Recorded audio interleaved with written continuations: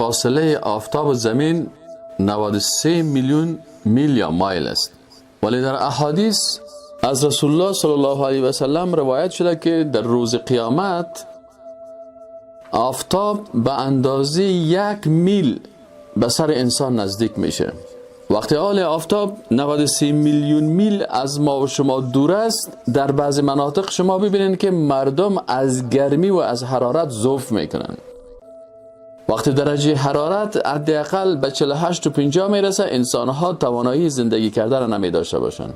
اما تصور بکنید که در روز قیامت که وقتی آفتاب به اندازه 1 میل به انسان نزدیک میشه، این انسان در چه حالت قرار می داشته باشه؟ انسان با شنیدن این حدیث تکان میخوره و فکر میکنه که در این روز دیگه من تباه میشم، زندگی برم ناممکن است و شاید از سردردی و سرم شاید جوش بخوره، از گرمی و مغزهایم از شدت حرارت آفتاب جوش بخوره.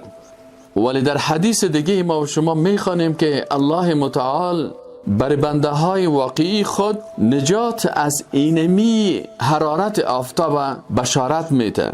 در حدیثی که ابو هریره رضی الله تعالی عنه روایت میکنه از رسول الله صلی الله علیه و سلم که میگه فرمودند که 7 طایفه مردم هستند که یظلهم الله تعالی فی ظله، که الله اونا را در زیر سایه خود نگه میدارد.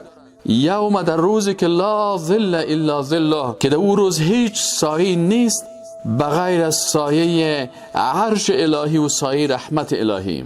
همین روز است که آفتاب به اندازه 1 میل به مغزهای انسانها نزدیک شده.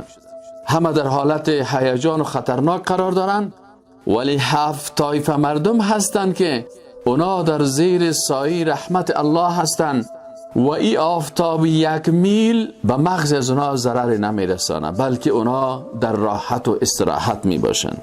این 7 طایفه کی هستند؟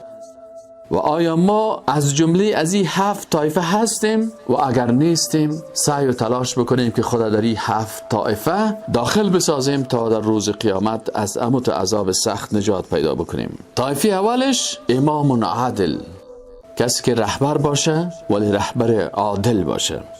قسم دومش شاب نشأ فی عبادت الله، جوانی که در عبادت الله نشأت نموده. سومش رجل قلبه معلق فی المساجد، شخصی که قلبش در مساجد معلق است.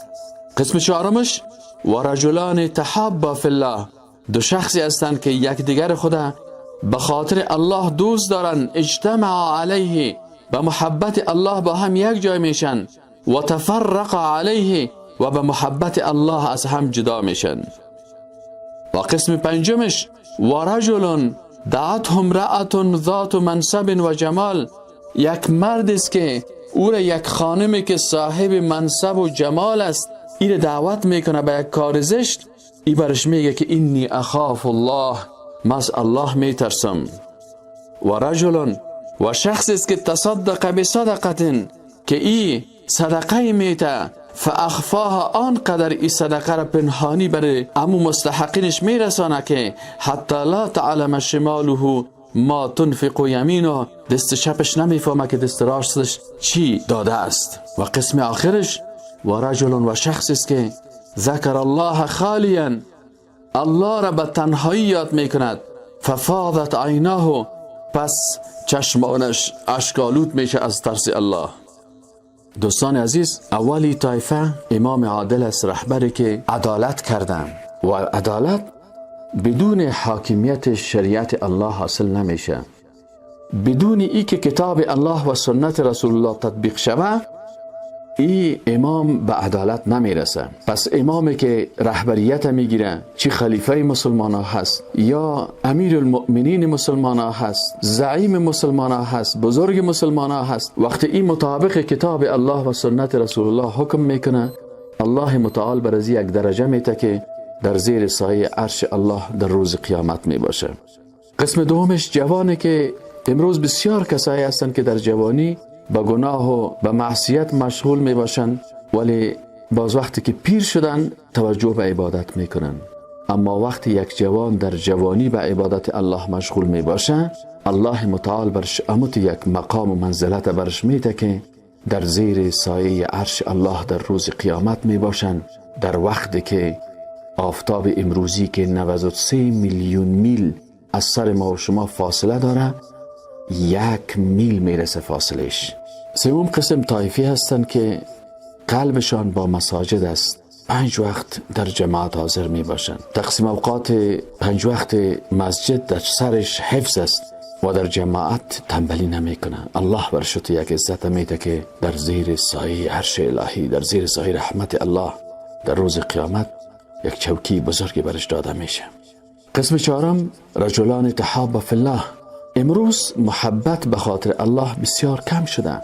دوستی ها به خاطر چوکی هست، به خاطر که فلان مالدار است، به خاطر فلان زیبا هست، به خاطر فلان قهرمان فوتبال و بوکس و قهرمانی است مثلا در یکی از ورزش ها، و یا در یک فیلم کار میکنه، حتی یک بچه فیلمی که هندو هست، کافر است، یک فوتبالر کافر با او دوستی میکنه. اما الله برای کی عزت یک چوکی زیر سایه عرش خدا در روز قیامت نصیب میکنه؟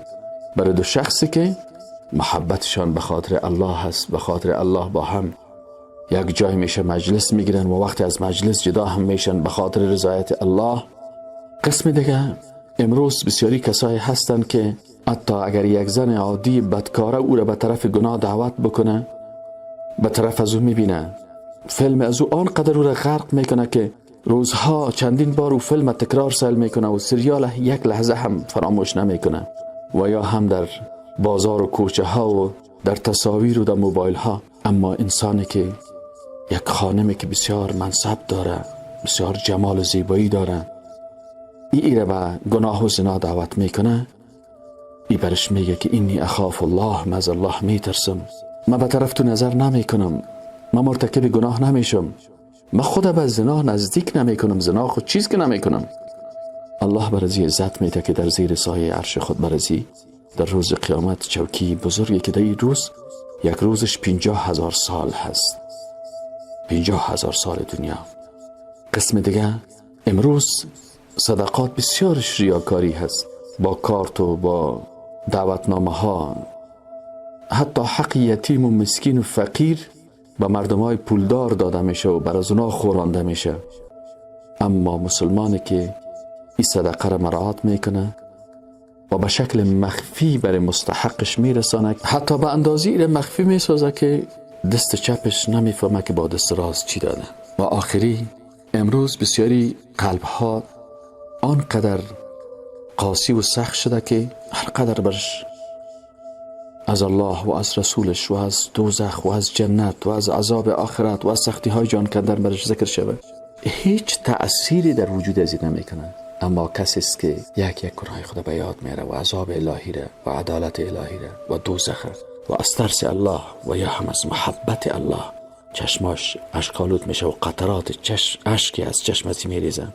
پس الله برای یک عزت میده که در روز قیامت، در روزی که 50,000 سال دنیا اندازه داره و در روزی که آفتاب دوری 93 میلیونی به 1 میل نزدیک به سر شده، در اینجا الله ای را از این حالت نجات داده، در زیر سایه عرش بر از او چوکی میده که فاما من ثقلت موازینه فهو فی عیشة راضیه. در زندگی می باشه که از او زندگی خود در روز قیامت راضی می باشه.